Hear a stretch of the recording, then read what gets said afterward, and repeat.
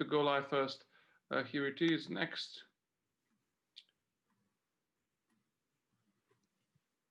It was a very good decision not to go for the full 4 awards and honors.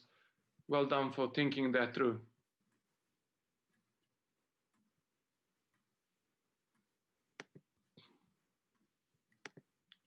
All right, here it is.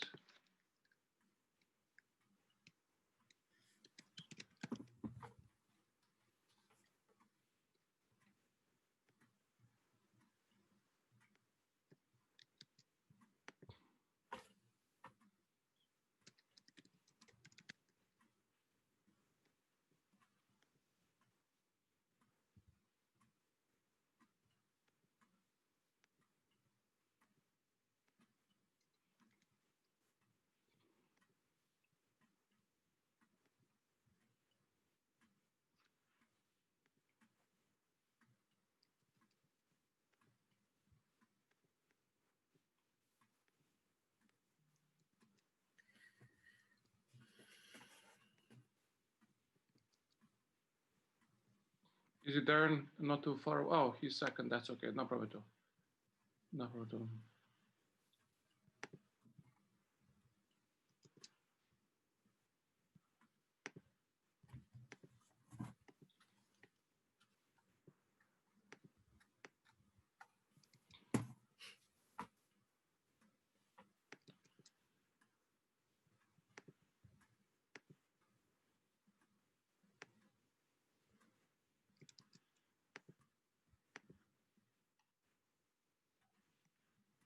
All right.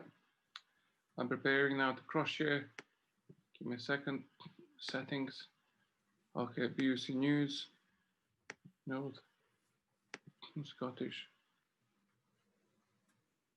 So you're doing the Saturn conference, Pastor Cliff, is that right? Okay, no problem at all. Go live.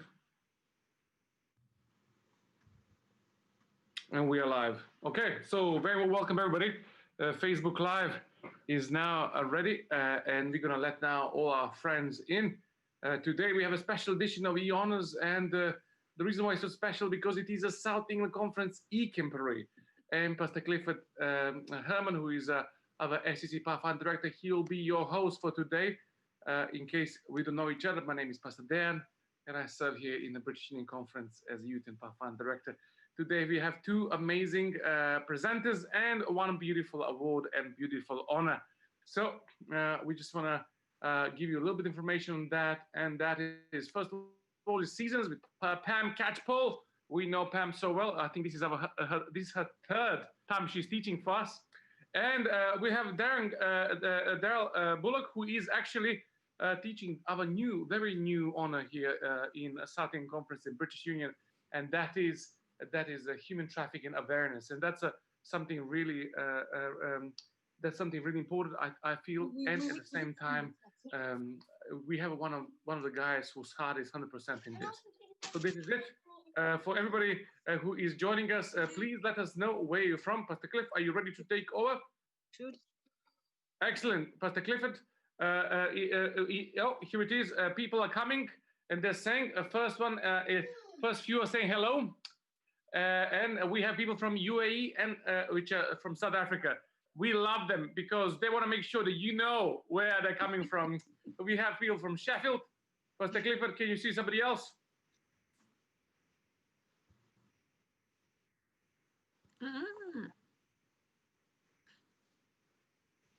Ooh.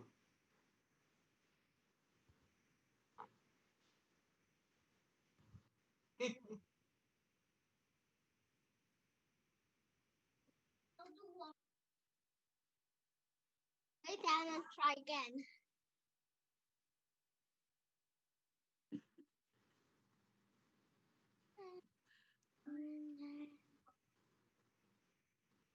Yeah, I don't think I just put cheese. You should put it in your mouth, please.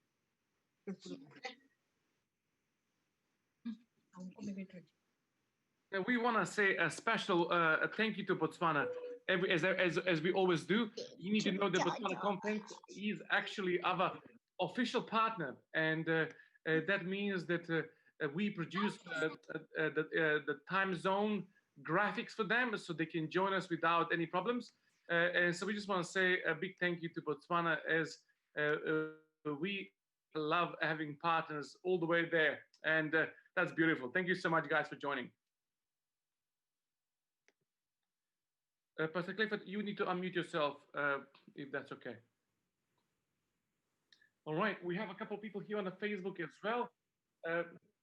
We have people from Knox. We're glad to see you again. Anybody else, Pastor, there?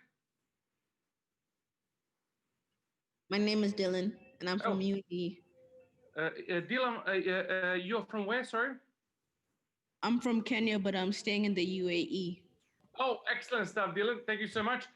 We would love to. That's beautiful. We have more people from. Well, we love people from Kenya, number one, and number two, UAE is a little bit closer to us, so it's great. If anybody would like to share where you're from, guys, make sure you put it in the chat section. I'm from South Africa, but I live in UAE. You're from South Africa, but you live where? Yes.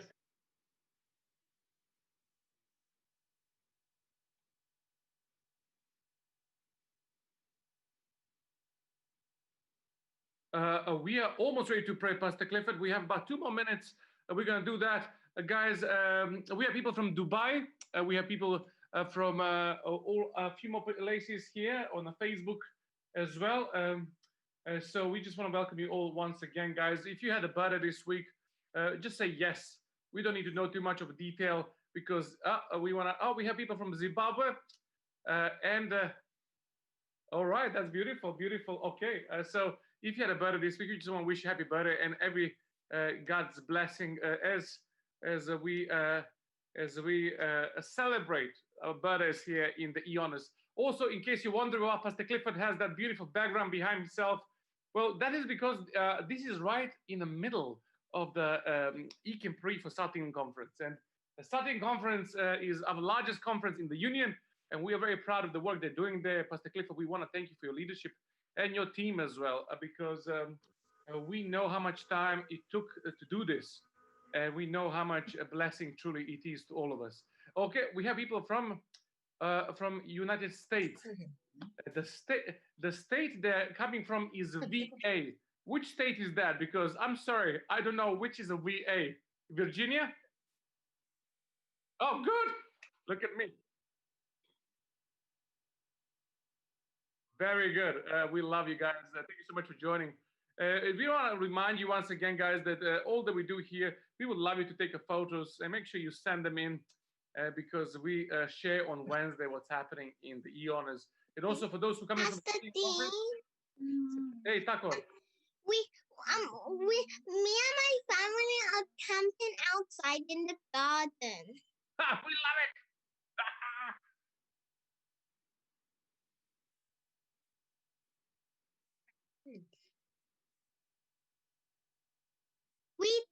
We did send you a picture. Oh, good. Pastor Clifford is not always able to check, but I'm sure he has it. This all will be published probably very soon, guys. So thank you so much for that. All right, guys. Now it's time to start. Let us bow our heads. Pastor Clifford, would you mind praying for us? And then we're gonna go straight to our first award with Pam Catchpole.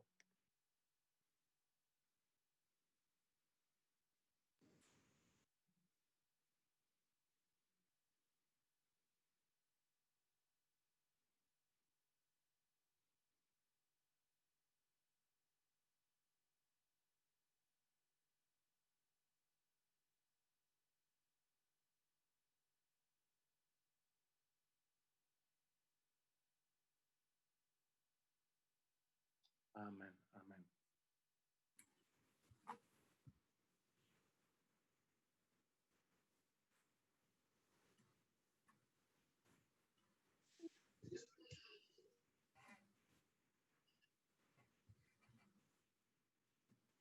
Well, I actually live, yeah, you're right. I do live outside Gloucester. I'm sort of between Cheltenham and Gloucester. It's actually a village, although it has expanded. So it's got a nice feel to it. I'm sort of suburban, but more suburban.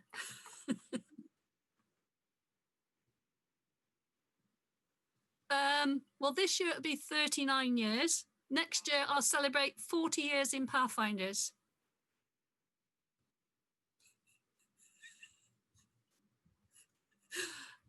I will never profess to know everything about everything, because if I did, I wouldn't need to learn any more. Pam, if it's possible, share your screen and Okay.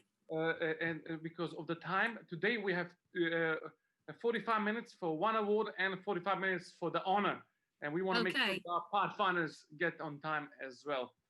Pastor Clifford, as Pam is doing that, how many years you in Pathfindering?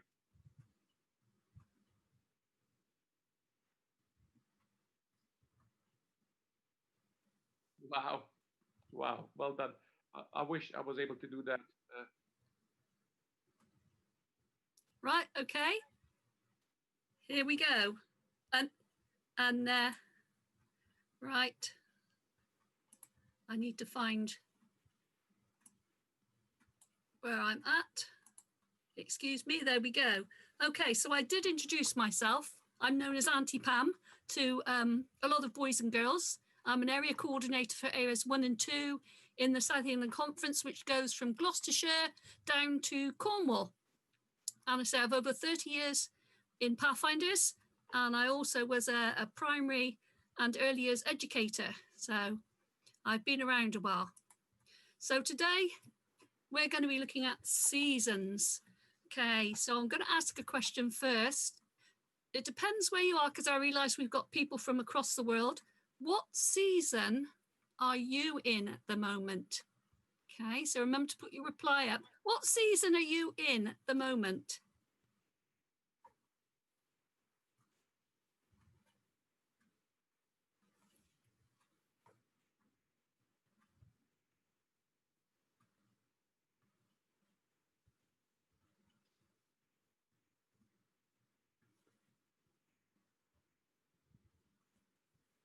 Okay.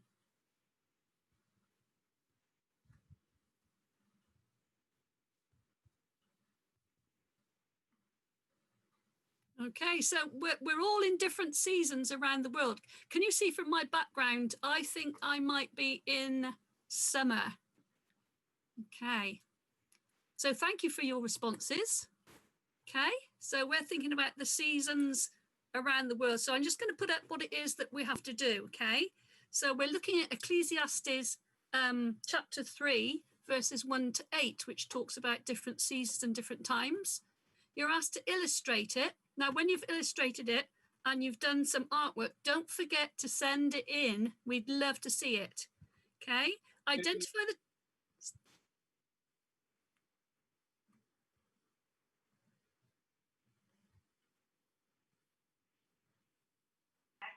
Based on different diets.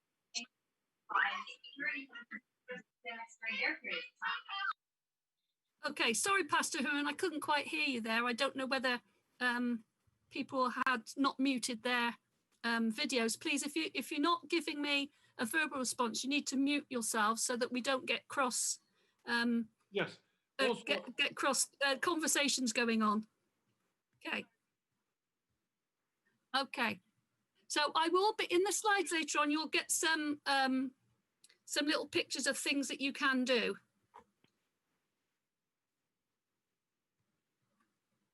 Okay, it can be, now I've done an illustration using sticks and stones, and I've mounted it on a piece of wood. You could paint leaves, you could stick on leaves, you could take pictures of flowers, you can use tissue paper, cereal boxes, anything that you've got. You can even draw a picture in the sand, or do a nature picture using bark and pieces of leaf and create a picture frame to put it in, which I quite like. Okay, so there's all sorts of ways to find out to do these, but there will be some slides that will show you some illustrations. And we're going to talk about how we prepare for each season. And it says play a game related to the seasons. Now you could have a box full of clothes and all sorts of clothes from all seasons, and someone could shout out a season and you have to find the right clothes from the box and put them on. Or you could do a card matching game with the seasons. So there's lots of different ways you can do that. Okay, I'm going to move on to the next slide. So here's part of our scripture then. There is an appointed time for everything, and there's a time for every event under the heavens. So that's what Ecclesiastes 3, verses 1 to 8 is about. And there's a song that goes with it. He makes all things beautiful in his time. Okay, so we're talking about his time, the seasons and the things that come out in the seasons. So Ecclesiastes 3, verses 1 to 8. So you can go look in your Bibles. If you've got a Bible with you, you could follow on and look at the verses. So different seasons, but it doesn't mention autumn, summer, winter, spring in the Bible. So what seasons do you think Ecclesiastes 3, verses 1 to 8 is referring to? What seasons? Okay, it was a question because that it doesn't say spring, winter, summer, or autumn.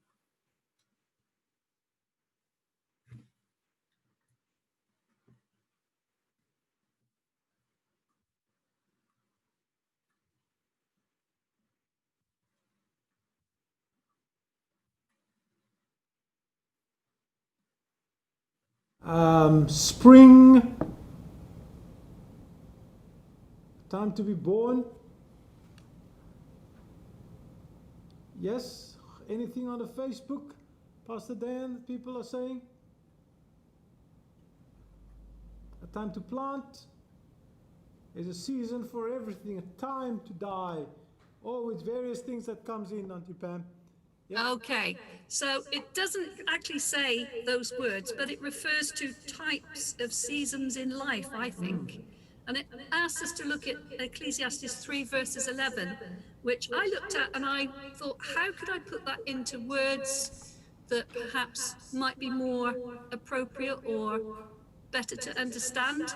And as far as I see it, God sets times for things. We might plan for the future or think of something ahead, but God is the only one who knows the future, and he sets things in his time. There are times when we have to wait, like a prayer that isn't answered. God says we have to wait. There are times when in the Bible where people have asked for things, but they've had to wait. So it's a time of waiting on God. It's God's time. Auntie Pam, just to interrupt you a little bit, just for people to know that all the worksheets for this award can be found, at the BUC website. The link is just being posted on the chat, in the That's right. in the Zoom. But just a short reminder for everybody at the Facebook as well. The links are also in the description of this post at the top. So everybody who would like to download the worksheets, you can download from those links. Thank you. Yes. Okay, thank you. Okay, so now I've got another question. I've put a question mark there. Do you grow in seasons? And if so, what changes do you go through in that in your life or in that season? What seasons do you grow in? Is there a season in your life? All right, there's the question, guys. Answer in the chat. What do you grow in seasons? What changes do you go through in life? In the chat there, you can tell us, what do you think? Someone says spring. Spring. Someone says puberty. Okay. That's an interesting one. Growing in height. Is in birthday. Somebody said, is that all right? That a good answer? Yes. Yes. Birthday, yes. What seasons do you go through in your life? Young and old. Someone says as well, baby, toddler, teenager, working age are the seasons that, yes, we go through in our life. Yes, some of the chat said. Okay, very good. So, this is some of the ones. Oh, I think some people might have been looking at their worksheets, but they were correct. Okay, so the seasons in life. We start off being born. We're a baby. We learn to walk, become a toddler. Then we have to go off to school to learn and be educated. Then we have to go to work. Some people might get married, not always. And then we become parents ourselves. Okay, so the seasons that we might go through in life. So seasons, I'm thinking about, when do they change? And how do you know that the season has changed? That's a good question. Let's hear what our adventurers think. When do the seasons change, and how do we know when the seasons change from spring to winter, or rather from spring to summer and from autumn to... How do we know? When? How do we know? Do you know they change? Sunset time, someone says. The temperature. The temperature change, Auntie Pam. Somebody's saying that, yes? Okay. Okay, I sometimes know. It gets warm from hot and cold, someone said. Somebody said, actually, Pastor Clifford and Pam, somebody said, oh, I grow in one season. Oh, Yeah, wow, that's an interesting one. Yes. Okay. Yes. So someone says there's another one. So the colors. The colors change in nature. That they say, yes. Okay. Okay, well, in my experience, I know when the seasons change because I can smell a difference in the air. Oh, wow, okay. And I go out and I say, it's autumn, okay? Or the bird song changes slightly. Okay, so those sorts of things, you can tell where seasons are changing. Okay, now, some of us are from different parts of the world. And the world is like a big ball, a big sphere, and it's separated into the northern hemisphere and the southern hemisphere. Okay, so at the moment, if we're in the northern hemisphere, we're in summer, and the southern hemisphere are in winter. Okay, so it's like being the opposite of day and night.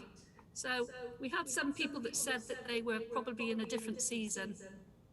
So here's another illustration for you. If you ever heard of the autumnal equinox and the vernal equinox, are big words. And if you come from the West Country, you know a place called Stonehenge. And it's used to celebrate the changes in the seasons. Okay, so if you look at the two, the illustrations of the world going around, because we go around the sun. Okay, and as we go around the sun, and the Earth spins on its axis, it gives us the different seasons, okay? So looking at the pictures, you can see on the top one, that Africa, we can see it there, will be autumn going into summer. Yes. And down the bottom, you can see when it goes into winter and spring, and that's how they change, depending on the way the Earth travels around the sun, okay? Okay. So let's think about the seasons again. Here's another question for you, because I want you to think.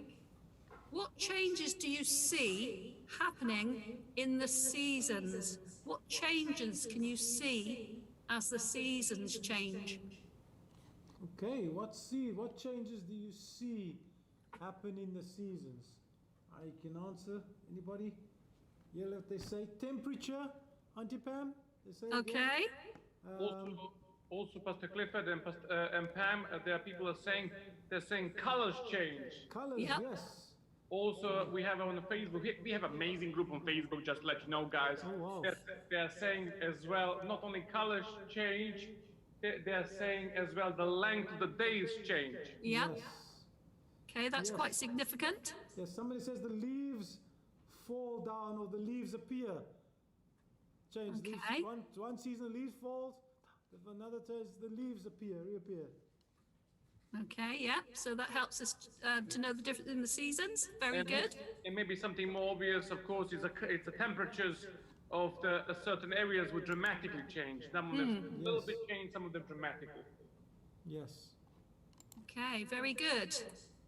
So looking at those seasons then, I have some pictures. So look at them and think Some says about... the behavior of, maybe Auntie Pam, you just want to comment on that one. Somebody says the behavior of the animals. Yeah, Do you have anything to say? animals change. What does that mean? The behavior, is that one right? What is there behavior in the animals? Well, behaviour in the children, they get naughty in September when they have to go back to school. Okay. I don't think any of our adventurers are naughty in that sense. I'm sure they're the best adventurers ever. Absolutely. They love going to school. At home, at school, at play, we are adventurers. Yes. And we're learning every day. Okay, so the seasons. And I've got some pictures so you can see the changes there. Okay? So let's look at the different seasons. Spring. What's it like in the spring? What happens in the spring? What happens in the spring, people? Guys, let's hear those clever adventurers. What happens in the spring? Flowers, somebody says, and blossoms grow. Yeah. Blossoms grow, flowers bloom. Yeah. Somebody added, said, birds migrate. Oh, birds Okay. migrate. Yeah. Bees fall up. Okay. So I think I might have some of those. So we get the birds start to nest. They migrate. We get leaves on the trees and everything starts to look really lovely and green. We get different types of flower in the spring. Okay. Does anybody know what those flowers are? Ooh, that's a beautiful flower. Anybody got an idea? See, adventurers or clever adventurers, what kind of flower is that one right there in the left-hand corner? Tulips, somebody says. Yep, tulips from Amsterdam. Oh, wow. And there's a song that used to go, when it's spring again, I'll bring again tulips from Amsterdam. Also, somebody is saying the lambs are born in spring. Yes, lots of lambs. And also, the farmers need to go out and they plough their fields, ready to plant their seeds. Yes. Yes. So lots of things going on in spring. What about summer? What happens in summer, guys? A lot of camporees happen in summer. They certainly do. Oh, somebody says it's hot. Yay! 60s. Hot. Very hot at the moment. Yeah. Okay. Yes, it's unusual for Britain to be this hot, isn't it? Auntie Pam? And because it's so hot, we need to water our flowers and our vegetables if we want them to grow. Somebody says we go to the beach when it's summer. Oh, wouldn't it be Yeah. nice to be at the beach today, wouldn't it? And also, we said we have people on Facebook which says ice cream happens in summer. Oh, Absolutely. Yes. Oh, Can't wait yes. for the ice cream. Yes. Okay. So what about autumn? What happens in autumn, guys? What do we see happen in autumn? Go to school. Somebody says we go to school in autumn. Back to school. Yes. Leaves fall down, begin to fall from the trees. Pam, some say. Yep. Most of us say, oh, some said harvesting. The farmers harvest their crops. Yes. And it becomes cooler. Somebody says there's lots of watermelon. Do you like watermelon? Oh, yes, Okay. I love watermelon. And of course, the nights seem to get darker and the days get shorter. So, Yes. whoops. But that's only in the Nice. northern hemisphere, isn't it? In the southern Yep. hemisphere, when it comes into South Africa, it's actually the opposite. In September, it gets warmer. Because then it's spring, isn't it? Yeah. Okay, so that's another thing we need to think about. Do you remember when I had the drawing of the southern and the northern hemisphere? And I know that you guys that are over in the other half of the world. Sorry, my mouse is having funny 5 minutes. Okay.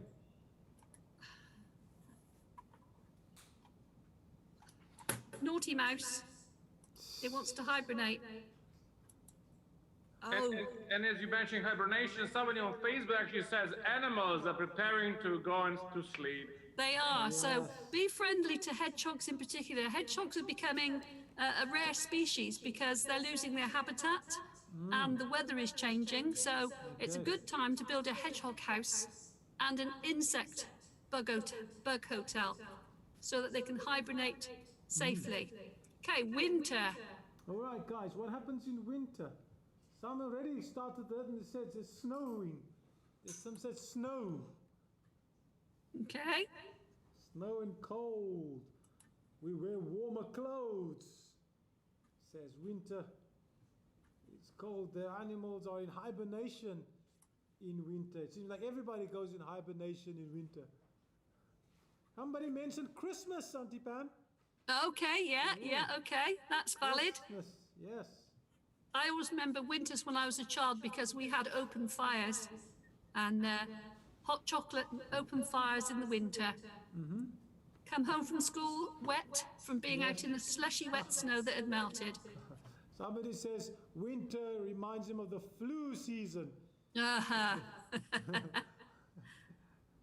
Okay. Like Coco. So, I need to think about the practical things now because the fun thing is the doing, and I love getting sticky and messy. And when I have my grandchildren round, we have to do lots of painting and sticking and cutting. So, how could you illustrate or make a craft to show the seasons? So, you could split a piece of paper into 4 or a piece of card. You can use a cereal box. You can use bits of, if you haven't got tissue paper, you can cut things out of magazines and newspapers to make the different colours on your trees, okay? Be creative. Have a think, what have I got around the house that I can use? But ask your parents first before you steal things, okay? You could use a handprint to represent a tree, okay? So you could cut out with card or, as my grandchildren like to do, paint all over their hands and Oh, wow. print down with their hands. Okay, so there's lots of different ways. Yeah. Okay, again, we've got tissue paper to represent the different colours. So we've got some autumn leaves there, some spring flowers, summer and winter when the leaves come down. So there's lots of different ways you can do it. You could use empty cardboard tubes and use newspaper. If you cut newspaper into strips, it makes like a lovely sort of palm tree on the top if you roll it and cut it. So use anything you can find around the house that you're allowed to use. Okay, here are some more things. I quite like this one here, doing a weather chart for the time of year. Or keeping your own weather chart through, you could do it through the summer or the autumn. So what was the weather like on a Monday and a Tuesday? Or again, you could have a piece of paper in quarters and you could put the seasons and draw the weather or stick on some weather pictures. Leaf rubbing's a good fun. Also, Your weather chart looks cool, Auntie Pam. It does. We used, when I was at school, the children always had a weather chart, and every day that they'd come in and they'd put on a sticker for what the weather was like. Also, just to remind everybody who's watching this, we would love to see your craft. So usually, if it's possible, send it to my address, which is dan@adventist.uk. I just posted that in a chat room. We'll do that as well on Facebook. Pastor Clifford also has an email address for the e-campery, which you can share. But for everybody at the moment, just if it's possible, write down this address, dan@adventist.uk. Pastor Cliff, if you want to share yours, that's absolutely fine. Yes, mine is for the e-campery, an Instagram hashtag SECEcamp, okay? Or sececamp@gmail.com. Yes, thank you, Auntie Pam, yes. Okay, In the chat room at the moment. well done everyone. My favourite one, this one over here, bubble wrap. We all love bubble wrap. Now, don't pop the bubble wrap. You can use a piece of bubble wrap and put the different colours on and print it onto your illustration of a tree. Then when you've finished, you can pop it. Okay? Someone down here has used some screwed up brown paper, I think. Sometimes you get that in your packaging from Amazon and places like that, or a paper bag. And they've made a tree. I quite like that one. Leaf puppets, okay, so you're using a lolly stick, or you could use a twig from the garden, and you could just find a leaf, pop it on. If you haven't got googly stick-on eyes, you can always draw them on, okay? Again, use anything that you can find to make your craft. So lots of ideas there. You can always get your grown-ups to Google things for you. on the site there should have been some links to some resources that you can go to. So, and we'd really love to see your arts and crafts. Okay. So now we've looked at the seasons, we've thought about our changes. What I want to know is, what changes do you make to the clothes that you wear to suit the season? So what would you wear in winter or spring or summer or autumn? Oh, guys, what clothes do you wear? What changes do you make to your clothes in the seasons? Anybody? Let's hear what the adventurers think. Okay. What changes do you make to your clothes?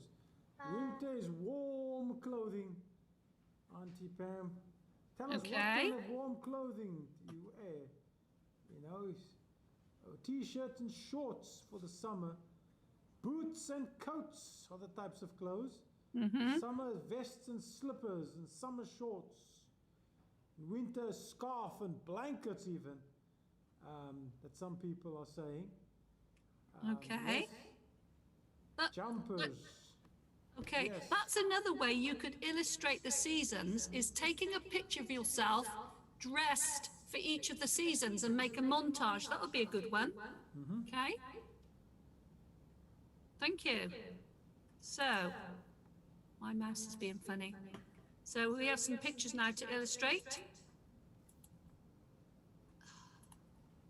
Okay, so we said in the spring. Is there, Auntie Pam, just a question. Is there particular clothes or colors in clothes that react or attract warmth or cold? Okay. Is there particular clothes that you wear in summer that you don't want to feel too hot? And particular clothes in winter that you don't want to feel too cold? Can you wear white in winter, for example? Is that what do you think? Well, it depends, I think, on the material, the fabric that the clothes are made of, because you can have a nice white fleece or white fake fur that you might have on your coat in the winter. So it depends. I like to wear colour all year round because that's the sort of person I am. So, but some people dress with their colours according to how they feel. Yeah, okay. Okay, but there we have some different clothes that we might wear to suit the seasons. So at the moment, if you're in the winter or the autumn season, you'll be wearing warmer clothes. Excuse me. Whereas now we are in the summer, wearing t-shirts and shorts for our e-camperee. So let's have a look at what these seasons are that the Bible is referring to. And Ecclesiastes says, and somebody came out with it earlier, a time to be born, a time to die, a time to plant, a time to harvest. So that could be spring and autumn, a time to kill and a time to heal, a time to destroy and a time to build, a time to cry, a time to laugh, a time to be sad, a time to dance, a time to throw away stones and a time to gather them, a time to embrace and a time to refrain, a time to look for something and a time to stop looking, a time to keep things and a time to throw them away, a time to tear apart and a time to sew together, a time to be silent and a time to speak, time to love and a time to hate, a time for war and a time for peace. I quite like that those verses, because it sounds like a poem, and I like poetry. So we've got some pictures to depict it. So which one might, the one where my cursor is, up in the corner here? Okay, guys. What might that be? Which one is the one? It's with the one. Hand and the seeds in the hand. Which one do you think? Does it represent in the text that we've read? Is it a time to, somebody says a time to harvest, some say a time to grow. Okay. Time to harvest. It's a time to plant. To plant, time Yeah, to a time to plant, because Yes. we've got a time to be born and a time to die. Yes, Okay, time to so plant. they Somebody did represent say. in those pictures. Yes. What about this one? Let's say, what about this one down in the corner here? Oops, you moved. What's You the little moved girl your- doing? This little girl here, by the beach. She's got something in her hand. What do you think that one says? Says a time to war. Or a time to play someone else. Eh? Or a Okay, time to cast stones. that's the one. There's Also, a time A to time throw away stones Yes. and a time to gather them. Yep. also, Okay, I'll so give time. yes. And Dr. Clifford, maybe we should ask viewers in Zoom and Facebook and YouTube at the moment today, in which personal season you're at the moment, not just the weather season or the time season, in which personal season are you at the moment? It would be very beautiful to know. It would, because we're all in different seasons, and I'm not sure. I think I might be in the autumn season of my life, but sometimes I think I'm in the spring. Okay, so again, we have some illustrations. What about, this one up in the corner? What are these people doing here? Okay, what do you think, guys? People doing in the corner here with the net. And then the hand man above the here. text. Yes, what is the text? Refer to the text. Time to look. Yeah. A time to look for things and a time to not look.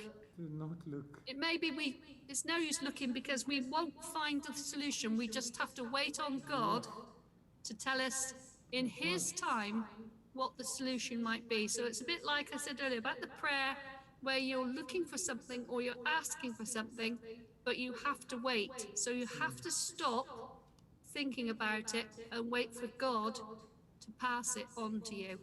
So someone says, maybe in a way to say it, and Pam, is it a time to hold back? Yes. Isn't it? Yes. You need to hold back sometimes on things. We have to take stock of what it is we're going to do, okay? It might be, something very simple about what friend am I going to play with today? Is it right to play with that friend? So we have to think about it. We might have to hold back from our decision. Yes. And our last ones here, which are the last couple of verses that we've got, which is a time for war and a time for peace. Okay, a time to be kind and a time to be, unkind. I think the little girl's poking out her tongue. But it's all in His time. So there they are, the verses again. Okay, so thinking about the pictures I've given, you could illustrate very similar in your pictures. So think about the verses that we have there.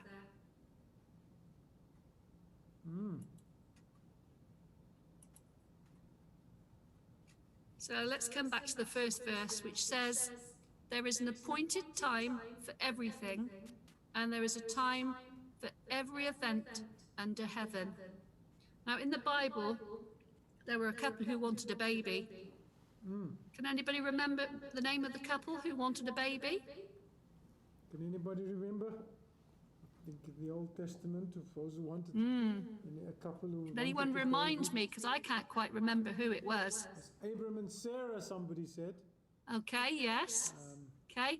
Were they young people? No, Abram and Sarah. Were they young people? Okay, so Not at all, they had someone said. they had been waiting a long time for their solution. They'd gone through lots of seasons, but God knew the right time and the right season for them to have their wish fulfilled. So Someone also sometimes we said- have to be very patient. That's right. Somebody also said Hannah.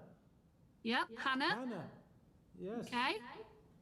So the Bible is a good resource for us to find out how other people had to wait for things. It gives us other people's experiences for us to sort of learn by maybe, but I know sometimes we have to learn things for ourselves, but it's there as a learning tool to help us to see what God wants us in our lives. Credit card bills are high. You wonder how to pay them. There's someone who said Elizabeth and Zachariah Struggling. Yeah, also. that's in the another Bible. couple. So Yes. people have experienced things long before we did. Our parents. Hey Pam, if it's Pam, possible, you just can unmute mute yourself. yourself. We just have to You've mute just everybody muted just because of yourself quality again. recording. Sorry about that. So Pam, Hello. Pam, if it's possible, just to unmute yourself. Quiet. Okay, Okay, there we go. are we back on track? Yes. So I'm just going to bring you back now to what you need to do in order to fulfill the requirements for you to receive this lovely patch over here, which has the Oh, 4 wow. seasons on it. That's a very nice patch. So, on your workbook then, you've listened to me, and I hope that you're going to go to Ecclesiastes and have a good look at it. Okay, you can discuss it with your family. You could make it into a family activity. But you need to send in, okay, as we said, and we want to see what it is you've done. So by now, we should have gone over Ecclesiastes, so you should know and have a knowledge of Ecclesiastes. And just one more thought to remember that He, which is God, does everything just right and on time, but we can never completely understand what He is doing. We Yes. have to trust and have faith in God to deliver the things in the season at the right time. Thank you for listening. Okay. And that's the end of my presentation. Thank you. Okay. Thank you, Auntie Pam. Thank you very much for Thank you. listening. Thank you. Yes. Thank you. Well done. Enjoy your Sunday afternoon. Thank you so much. I really enjoyed it. Thank you so much. Okay. So much, Pam. Thank you, guys. Can you unmute yourself and just say thank you to everybody?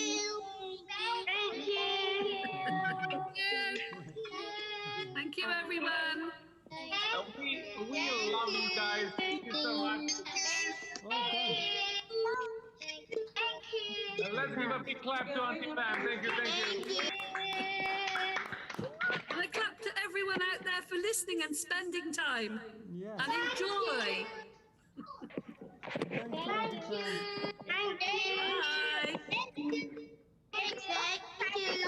Bye. Just remember, guys, to send your Auntie your Pam, thank you pictures very and your much. crafts. Pastor Clifford, are we ready for our next honor? Yes, I think You would need to unmute yourself, Pastor Clifford, if that's all right. We would also like to welcome Pastor NJ, who joined this meeting, or at least, well, his family as well with him, who is a Scottish Mission Pathfinder Director. Pastor NJ, it is always good to have you with us, and we look forward for your contributions we made you as a co-host. Pastor Clifford, take us forward next step. Thank you. Well done. Thank you, Pam. And please remember, just adventurers, to send in your crafts and your pictures to Diane@adventist.uk, or the link is in the chat. Let me just tell you, Pastor Clifford, only reason I put in my email is because you will get about 6 million photos from the Kemperi. Oh, yeah, no. And we will, we'll share this with you as well. It's no problem at all. Pastor Angel, are you able to turn the camera on and just give us a wave? Wherever you're hiding. Pastor Angel and Pastor Clifford, they love each other the most from all our team, as Pastor Angel comes from Zimbabwe and Pastor Clifford comes from South Africa. Pastor Angel, give us a wave. Hi. Oh, there he is.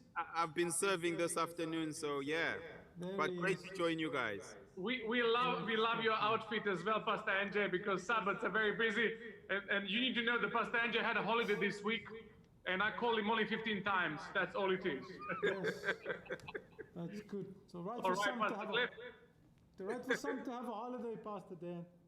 You know, Yes, we do. while some of us have to work so hard, you know. Pastor Let's Cliff. carry on. We want to welcome Darren Bullock. Is Darren there? I can't see him. Darren just... Darren was here a few seconds ago. We just need to see, can he unmute himself, Darren? Oh, there he is. He's unmuted himself. There's Darren. Darren, welcome to welcome. Darren, you want to tell us a little bit about yourself? Because I don't think many people know you. So tell us a little bit about you, and tell us how long you've been in Pathfinders, if you've been involved in Pathfinders, you know, in camporees and things like that. Darren, we can't hear you.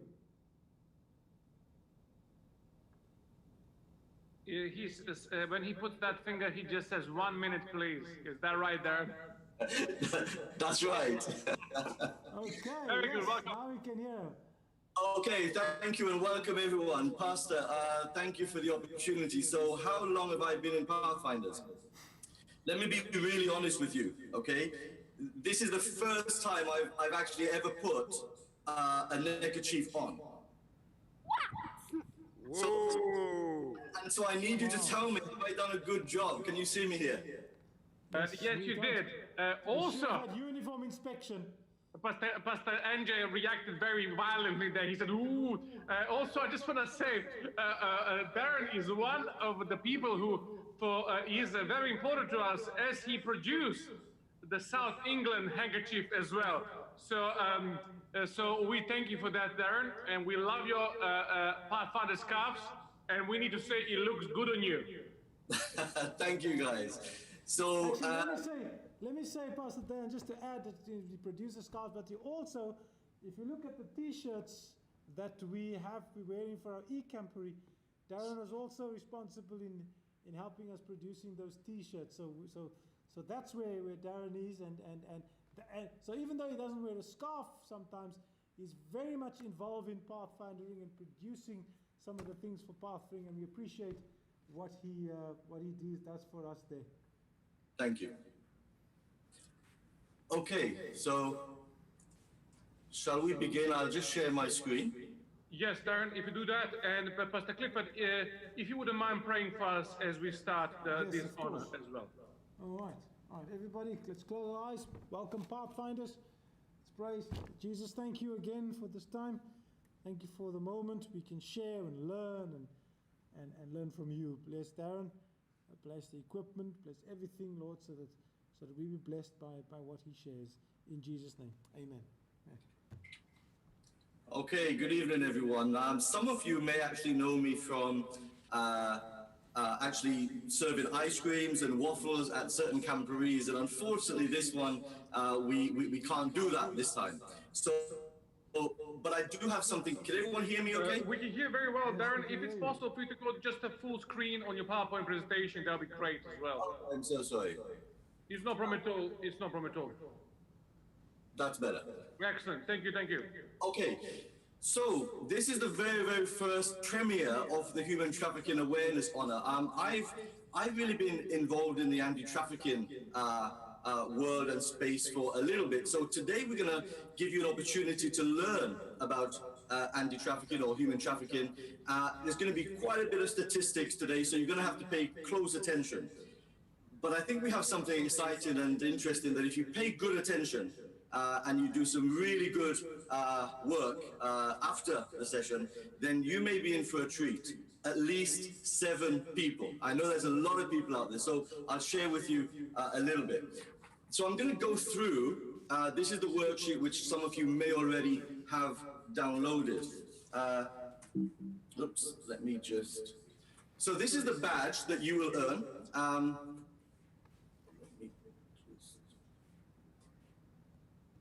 Sorry, move that out of the way. So what we're going to look at today is, or I'm going to share with you just a little bit about this badge. We're breaking the chains of slavery. In order to stop human trafficking, we must first be aware, and that's the first thing we're going to do today, is to help you to become aware of something that maybe you've never heard of before. So Psalms 82:4 says, "Rescue the weak and the needy, deliver them from the hands of the wicked." So we're going to look at some things which wicked people are doing. And we're going to try to take people out of their hands. I want to share just a little bit. Actually, I'll leave that to the end. Let me just continue. I'm sorry. So first of all, I started becoming aware of human trafficking actually about 22 years ago. And what we're going to do today is raise awareness. So I'm going to share with you whatever I know, a little actually, of what I know about human trafficking, raising awareness. That's the first thing. What I actually do also is to train and share information, again, with people, encouraging them to mobilize or helping them mobilize them into doing something more. That could be setting up organizations, going into the town and sharing leaflets, talking to more people, and just building that awareness of human trafficking, which is the first thing we need to do. We're going to look at the theoretical side of things, which clearly is what human trafficking is, where it exists, how we can spot it, maybe, and also look at the spiritual side of things. Does the Bible tell us anything? Or is there any trafficking, human trafficking, going on in the Bible? Are there any stories there? Think about that. And then practically, what can you do? Now, you know, we think we can always leave things to the adults. This is like an adult topic. This is something that they will take care of. Actually, no, this is something that we're all can actually contribute to. So we're going to look at the practical things that you can actually do to combat trafficking.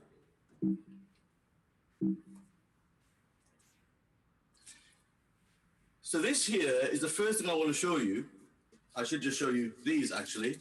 These here, if you can see really clearly, these are Tony Chocolonely's special bars of chocolate. I have 7 bars of these to give away later, and that's why you need to pay close attention to what we're going to share. So, this but Darren, just tell us a little bit, you know, what's the difference between a chocolonely and a chocolate? Okay. Difference to that? That sounds, Pastor Clifford, like a chocolate honor. But yes. The problem is that we did not answer that question in a chocolate honor, which you guys can go and watch. But Darren, maybe can you tell us that? Okay, so this is a special bar of chocolate, actually. You know, we've heard of fair trade, and there's lots of chocolates which have a fair trade approval or trademark. This chocolate actually comes with the fair trade mark, but it also comes with a slave-free mark. In West Africa, more than 70% of the world's chocolate or cocoa beans come from West Africa. There is a great problem in West Africa. And so Tony, he decided to establish his chocolate company to guarantee that there is no slavery in this bar of chocolate. I think that's an amazing story, and I want to share some of that with you at the end. So let's go to the practical thing. So here we're going to read what the Oxford Dictionary says. We have lots of questions for you later, so just pay attention with me and stay with me just a moment. So human trafficking in the dictionary is described or defined as the action or practice of illegally transporting people from one country or one area to another, typically for the purpose of forced labor or sexual exploitation. The United Nations, who I've taken quite a lot of the statistics from today to share with you, says this: human trafficking involves recruitment, harboring, or transporting people into a situation of exploitation through the use of violence, deception, or coercion, forced to work against their will. Now you'll notice in the top right-hand corner of your screen, it has number 1 there, okay? On this slide, you will be able to get the answer to complete number 1 of your worksheet. Try to make it really simple for you, okay? So on your worksheet, just to go through that, it says human trafficking involves recruitment, harboring, or transportation, or transporting people into a situation of... What's the answer? What do you think is the answer, people? Yes, please put it in the chat section because we would like to have a better recording. So if it's possible, put in the chat section or the comment section on Facebook. So we see there that human trafficking involves recruiting, harboring, and transporting people into a situation of exploitation. That's what you need to write on your sheet in those spaces. Exploitation, violence, deception, and coercion. Okay? Well, there's a lot to say in talking about, use the word exploitation. There is. There's a lot to take in there. So let's look and break this down a little bit. Okay, let's break it down slowly so we can really understand what human trafficking is. So that's how it's defined by the United Nations. But there are three components that define or decide whether human trafficking is taking place. And that is number 2 on your worksheet, the act, the means, and the purpose. Let's look at that a little bit more closely. So the act is what is done. So the thing that's being done is someone is being recruited or transported or transferred somewhere. That's the act of human trafficking. Okay, and I believe that's the answer to your number 3 on your worksheet. And the means is how is that done?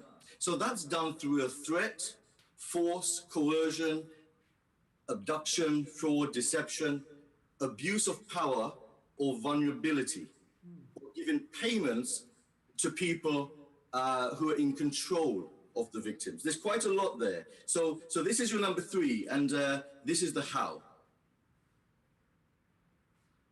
And the purpose. Now, this one's really simple. Human trafficking, the purpose of human trafficking is to exploit people. Yes. The act, the means, the purpose equals human trafficking. However, for under 18-year-olds, which you all are, only the first 2 elements need to be present in order for human trafficking to be convicted, or for someone to be convicted of human trafficking, if they have the acts and the means present. So why is people trafficking so popular? Notice I said the word there, people trafficking. That's number 4. Give another name for human trafficking. It's people trafficking. And we've taken some of the statistics from the United Nations 20th edition Trafficking in Persons report. So let's look at some of those reasons now. So let's look at drugs. It can be sold just one time. It's consumed once, and it has many, many regulations and laws globally surrounding drugs. Believe it or not, there's much, much less laws surrounding human trafficking. And weapons. It can be sold one time, just like drugs. It has many regulations, the same situation. It's not so easy to get your hands on if you're not in the right circles. However, human trafficking can be sold over and over again. So imagine that a person has been trafficked. They maybe are caught in domestic servitude. Domestic servitude is like someone who may be a cleaner in your home, potentially maybe an au pair, or someone who is taking care of the house on an everyday basis. Now you can imagine that person has been trafficked once, but they are continually, every day, being exploited. That's one of the reasons why human trafficking is one of the fastest growing, well, actually it's the fastest growing crime in the world today. This is another question for your worksheet. How profitable is human trafficking on a worldwide scale? I haven't got to the questions yet, so we're going to have some questions, don't worry. I'm giving you a little bit of information as to the scope of this situation. $150 billion of illegal activity per year. There's an estimated 40 million people living in slavery today.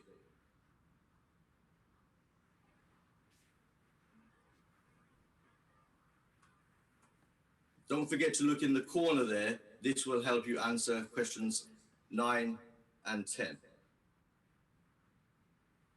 So the Slavery Abolition Act on the 28th of August, 1833, spearheaded by William Wilberforce. Does anyone know who William Wilberforce was, or have they ever read or heard about him?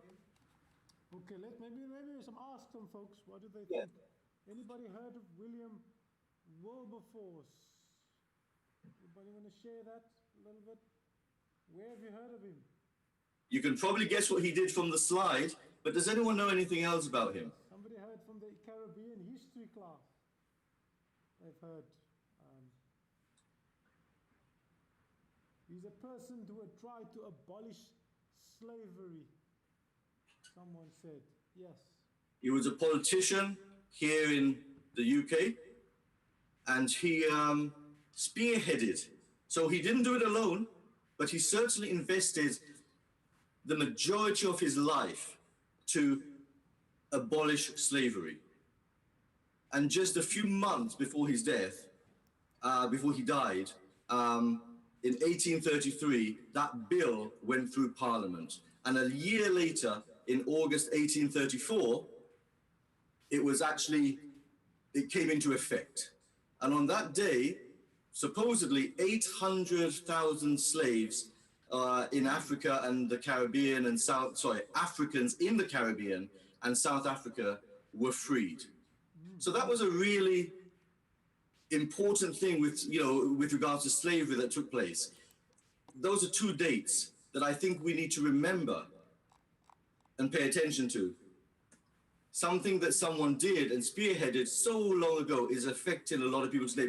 But my point of sharing that with you is actually this. In 1834, when slavery was abolished, there were approximately 1 million slaves in America and approximately 10 million slaves worldwide. These are estimates.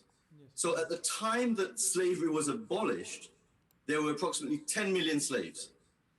And yet today, what do we find? We find that there are an estimated 40 million slaves among us. So let's go back to there. What's the percentage here? We see that there were 10 million slaves in 1834, and in 2020, there are 40 million slaves. How many more times is that? Let's have a little question from someone. Tell us, how many more times is that? Somebody said 4 times. Somebody said, yes, everybody says 4 times. 4 times the amount of slaves today as there was nearly 200 years ago. I find it staggering. I find it, what do you guys think? Can you just share some thoughts on some of the things I've already shared? Any thoughts, anyone?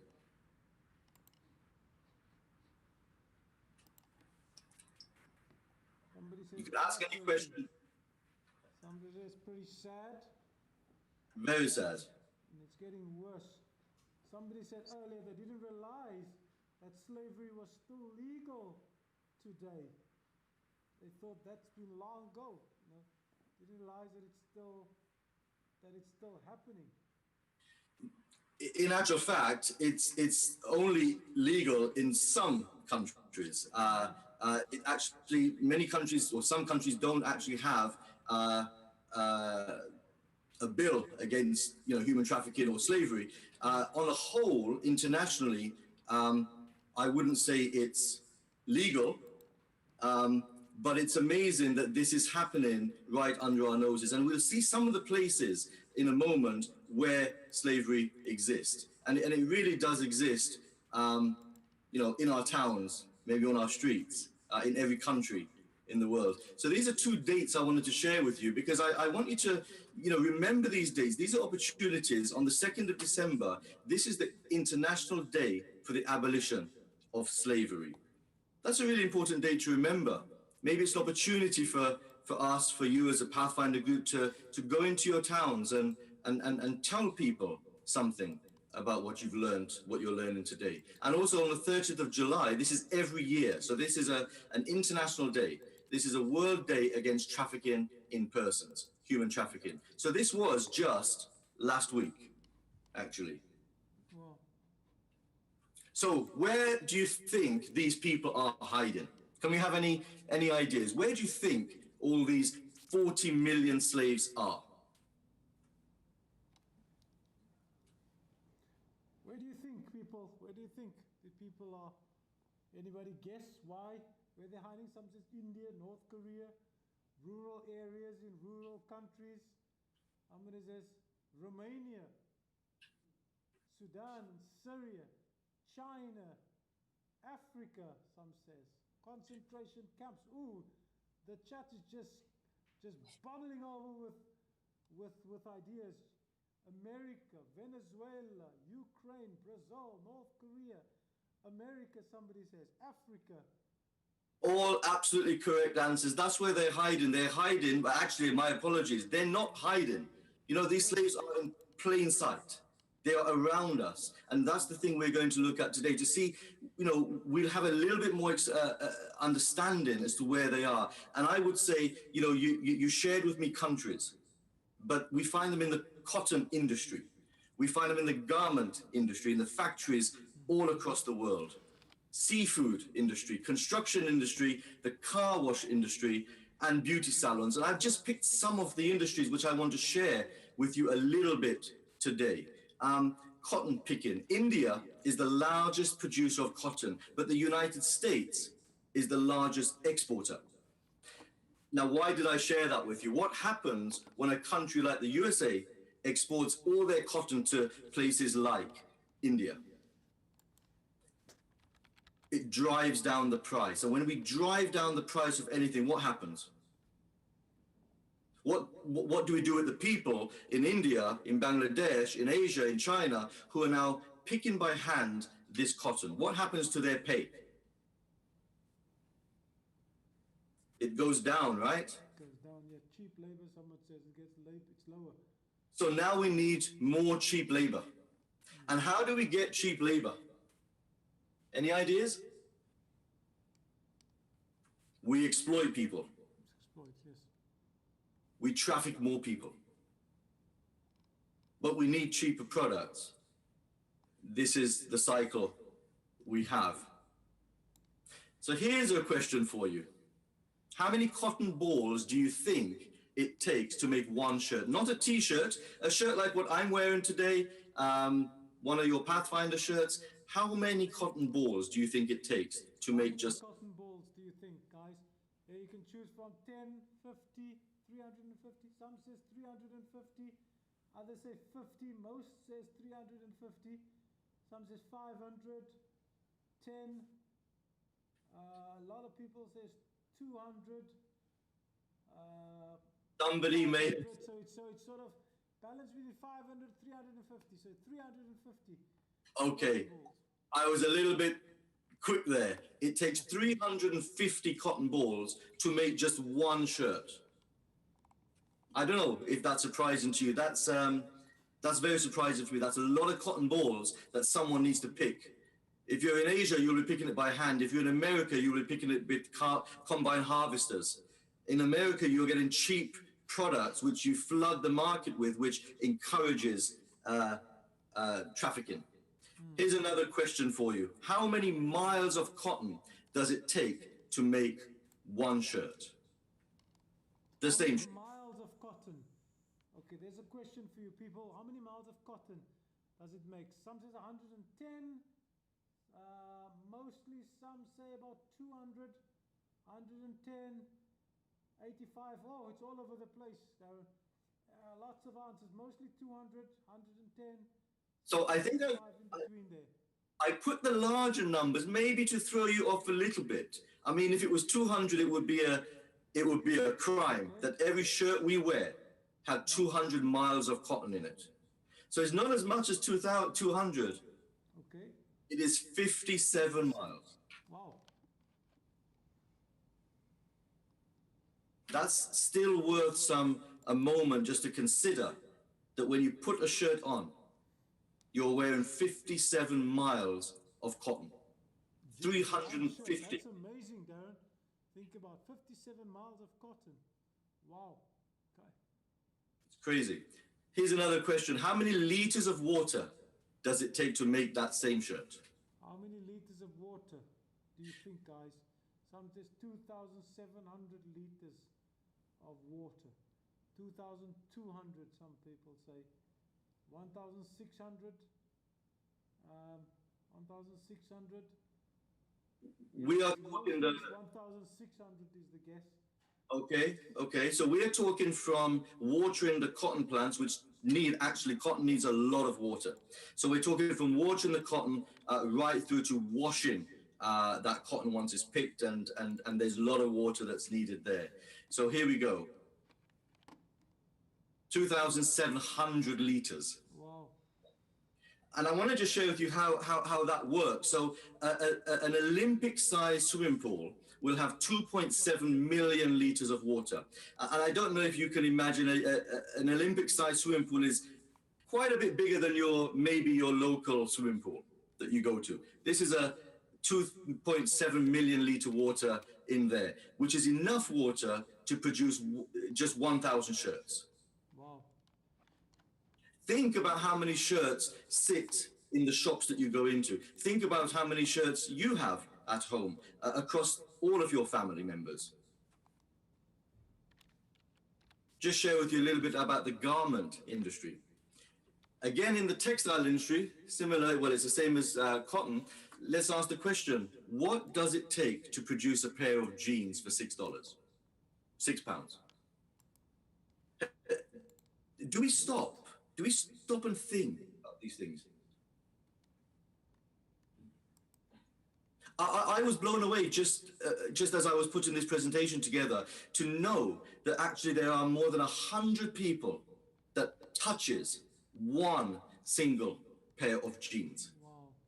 Approximately 60 to 80 people will actually sew that jeans. One will do the buttons, do the stitching, do the hemming, do the cutting, do the trimming, do you know that if you buy jeans with holes in them, there is a team of people that makes holes in that material before it's stitched. They use a sandblasting machine. So approximately 60 to 80 people is touching your jeans before it gets to you and you can buy it for £6.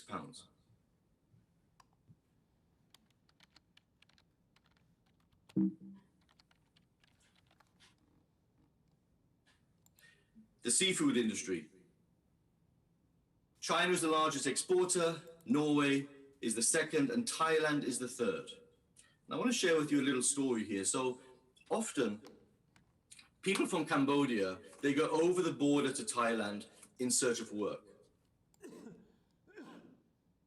There was a 15-year-old boy in Cambodia, and his family were finding it difficult to support the whole family. And so they sent their 15-year-old son to Thailand to work, and they sent him off with his uncle.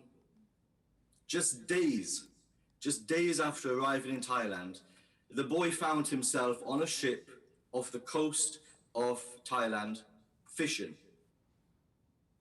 for the fish that we consume today.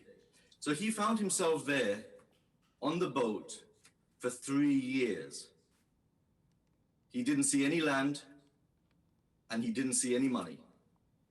Wow. He turned up on the coast of China 3 years later. And there he somehow found someone. They contacted the police, and I'll share with you a little bit more about his story later. 3 years he was stuck on a boat, trafficked from Cambodia to Thailand by his uncle. And I just want to recap, the reason we have this happening is the wickedness we have in the world, but we also want to have cheap fish. The construction industry. Here in the UK, people go into the construction industry with the right paperwork, the right documents, but sometimes employers will take their passports away. They can't run, but yet they are right there in plain sight, building the homes, the factories, the infrastructure, the shopping malls, or whatever it is that we use and we consume. The construction industry is the biggest employer of immigrants here in the UK. car washes. I have some, I have small children and they love to go to the car washes, particularly the ones that you drive through. But here in the UK over the last 15 years or so, we have seen an explosion of hand car washes. They're on the sides of Asda's, of Tesco's, disused parking lots, and they just spring up from everywhere. And so this slide reminds us that in 2018, 27% of the labor exploitation cases that were recorded by the Modern Slavery Helpline. So this is the helpline that people are calling. 27% of the cases were to do or connected with car wash workers. Wow. These are places that we see around our towns all the time. Places that we use, actually.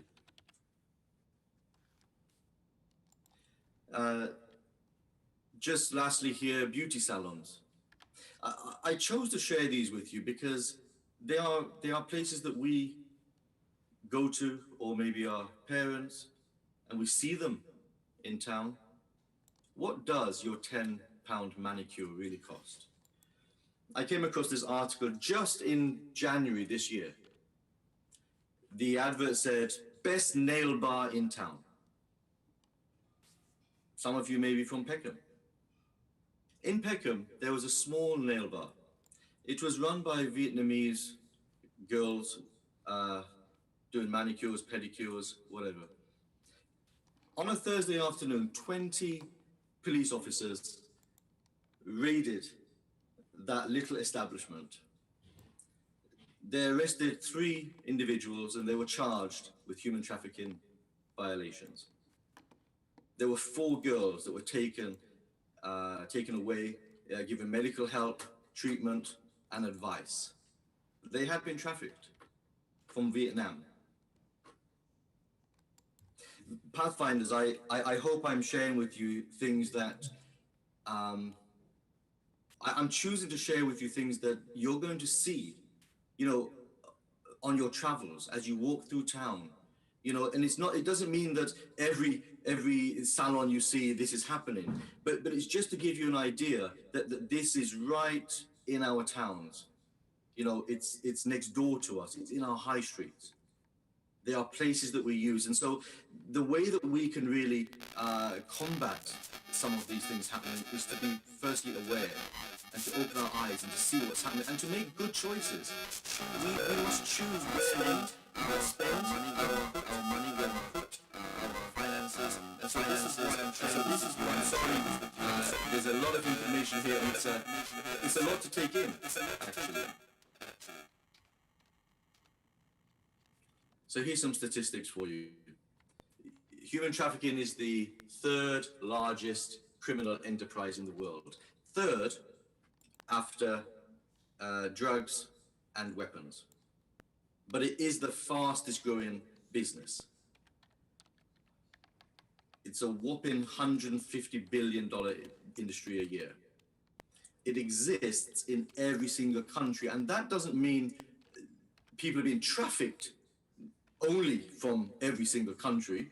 It means that they're being trafficked from every country. They exist in every country.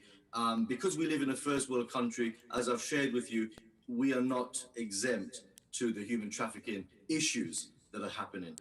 This is an issue that is really dear to me, clearly. It is out of control. And actually we need young people. We need everyone. But particularly we need young people who are on social media, who can share some of these things, who can keep their eyes open, and who can set ministries and businesses up to actually change the world, one person at a time, and to help eradicate human trafficking. So here's some other questions that you need to answer on your sheet, number 18. So how many women are there trafficked? Approximately 51% of women, 21% men, 20% girls, and 8% boys. So predominantly we see that it is women who are predominantly being trafficked, men also for labor.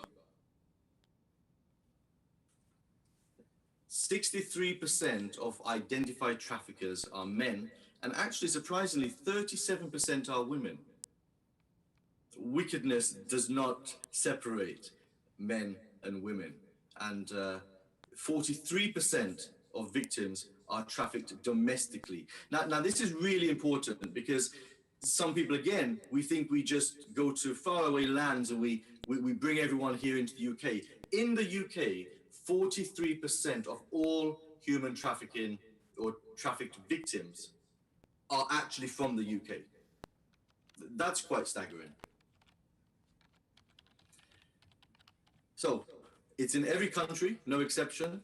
It's in every industry, no exception. It's in every town. It could be on your street, and it could be next door. That's not to scare you. That's to tell you that human trafficking exists everywhere. And we really need to raise the awareness of this. Modern slavery is closer than you think. So we've got some questions for you here. We're going to take it into the Bible. You've had a chance to look at your worksheet. So what human trafficking story can you think of in the Bible? Anyone? Guys, yep. What human trafficking story can you think of in the Bible? Any story that you think of that represents any of these challenging things?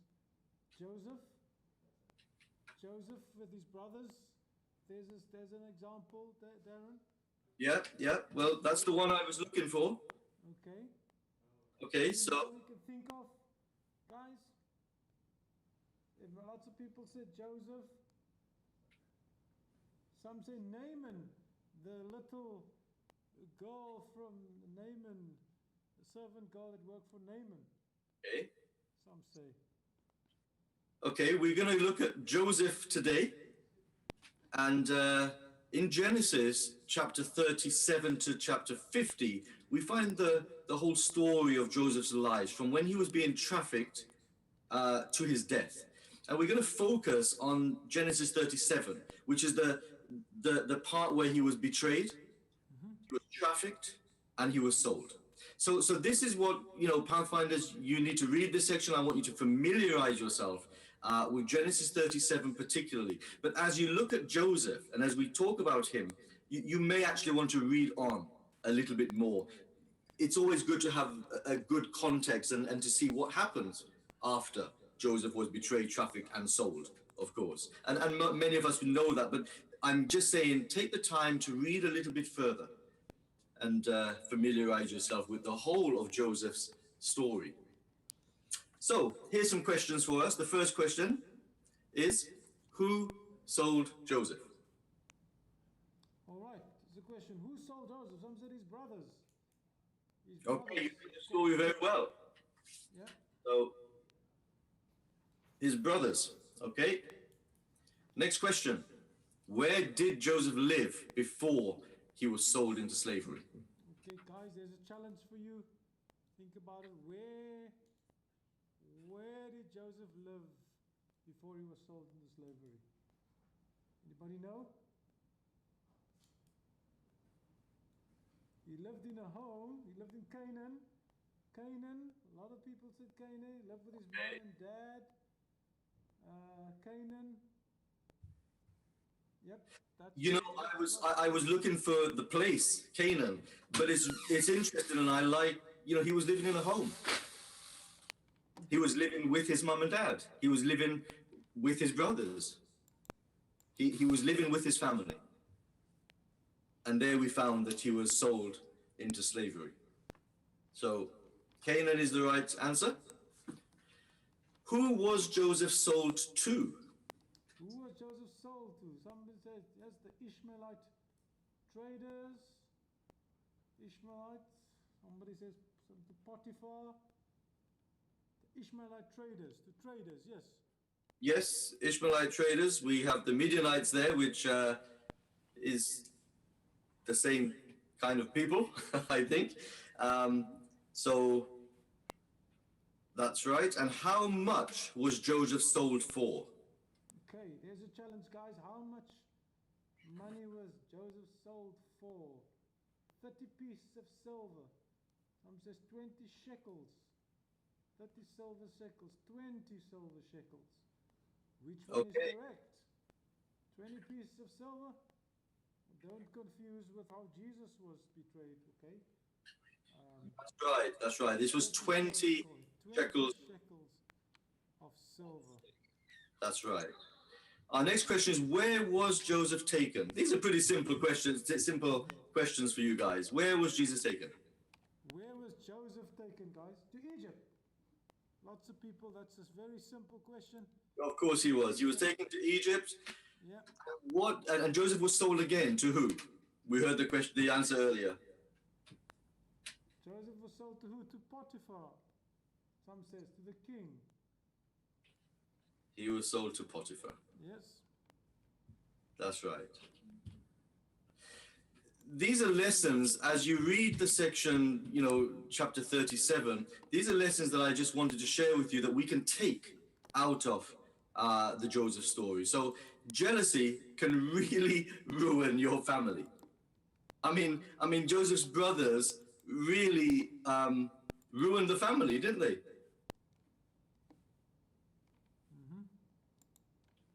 But in the process, Joseph did something. He maintained his character. No matter what happened, Joseph maintained his character. And these are things that I want you to really remember. He maintained his character. And although he was imprisoned, although he was sold and he was in this terrible situation, he was diligent and productive. He did what he had to do. He did it well. He worked for Potiphar, and he just did what he had to do. He got on with his life. Even though he was in this difficult situation and predicament. And in response to that, God protected Joseph. He protected him in times of trouble. We must not run from sin, we must run from sin at all cost. Potiphar's wife tried to seduce Joseph, and he said no. And Joseph was promoted and blessed. So when we do these things, we find in our lives that we get elevated. God looks after us, he promotes us, and he blesses us. And in the end, he chose forgiveness over resentment against his brothers. He forgave them. And these are things that we can learn very well. Let's take some time to read this. So 3 times in Joseph's story, we find it refers to in these places, but God was with him.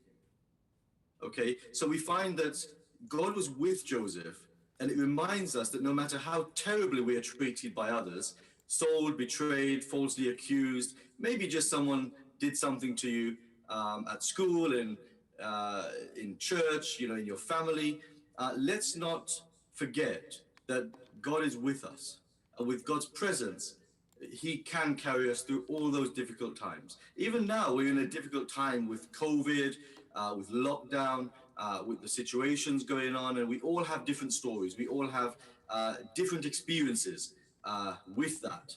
But God is with us, and he will see us through. Again, Joseph is or was a trafficking survivor, and he didn't lose his faith, and he ultimately spoke forgiveness to his brothers. So here's a question for you. Maybe you can help answer this one. So as a child of God, just think about yourself. As a child of God, what should your response be to human trafficking? Tell me. Give me some answers, please. What's your response to human trafficking? What should our response be? Pastor Clifford, are you still with us? Yes. What should be our responses, guys? Learn more about and help to end it. Some are saying. Absolutely. Forgive them. Some are saying yeah as well. Forgive them. Learn more. Raise awareness. Yes. Absolutely. Help people to try stop human trafficking. Yes. Join campaigns against this. Do not be tempted. Many say, help those who are poor, rescue them. Be aware, most people are saying. Report it, some saying. Excellent. Absolutely. Absolutely. Many ways that we can do that. So this is what these two verses in the Bible say, and I chose these, and you may see why later. And it says here, learn to do good. So this is things we can do. We can learn to do good. We can seek justice when we see it. We can correct oppression when we're faced with it. And we can bring justice to the fatherless and plead for the widow. The Lord requires you to do justice. So you know, he wants us to do justice. He requires us to do justice and to love kindness and to walk humbly with your God. So these are things that God wants us to do. Basically, let's break it down. Let's do good, kids. Let's seek justice. You know, when someone's saying something about someone and it's not true, or you've been hurt, you know, let's seek justice for people. Let's correct or fight against oppression, and let's bring justice to the fatherless, and let's care for the widow. And here we see the Lord requires you, and he requires me, and he requires us to do justice, to love, show kindness, and to walk humbly with God. Really, really important verses and texts in the Bible for us to kind of hang on to. He requires us to do these things. And I have to say, are we doing them? You know, we have to ask ourselves a question. Is there something I can do to bring justice to the people maybe that don't have a voice? That's a challenge for all of us.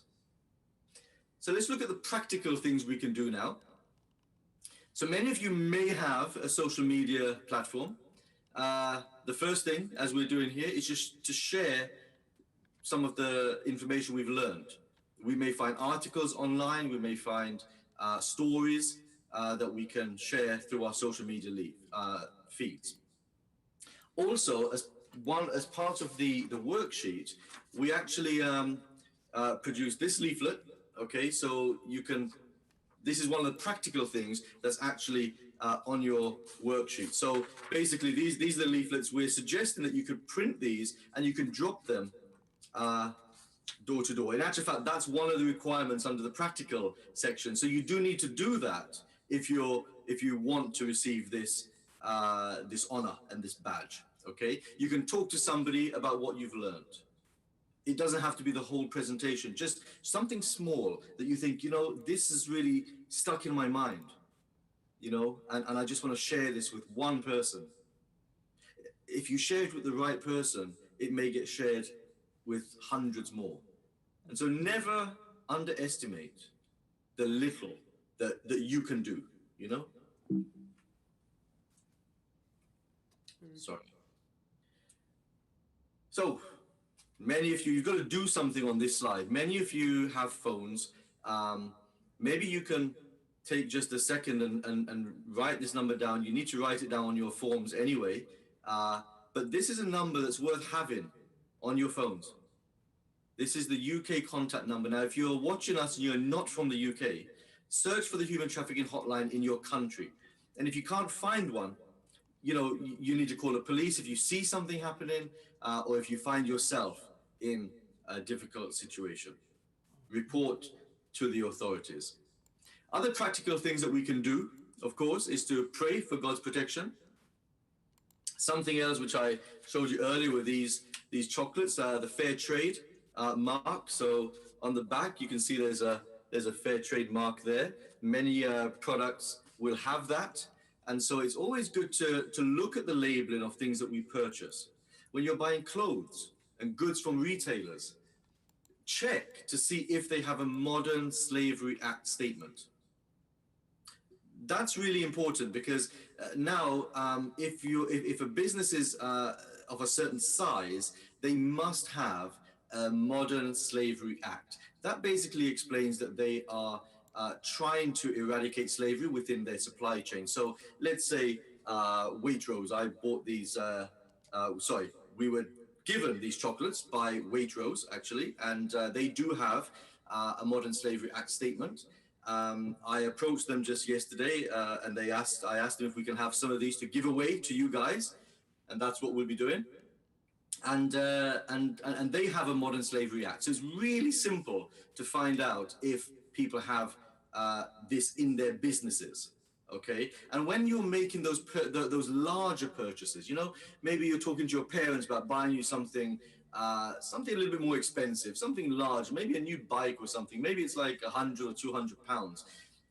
I suggest that it's really important to consider those large purchases and to think where you're choosing to buy that from. Where's that bike being produced? Where's that bike coming from? And who's actually touched your bike or that pair of jeans? Now, there's something really important that we can do here. Now, we've kind of seen that there's an extensive network of traffickers across the globe. What we must do is to build a counter network. And here, I'm going to share with you a little bit, just very basically, what happened to that 15-year-old Cambodian boy who ended up on the shores of China 3 years after leaving his family. So he found someone or called the police or was in contact, and because of the extensive network of organizations, various different departments within government and various things, he was able, within 48 hours of saying, I'm in trouble, within 48 hours, he was back in Cambodia with his family again. Through the networks of people that, effectively people that care.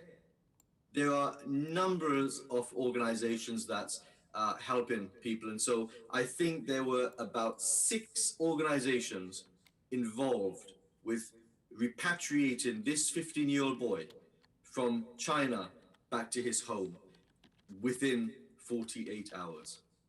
There are lots and lots of organizations working to eradicate human trafficking, and I think we need to also look at that.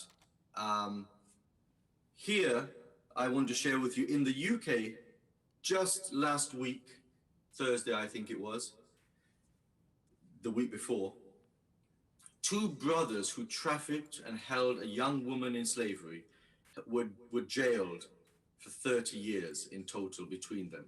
They pleaded guilty. They trafficked this girl from Romania to the UK, and they were caught.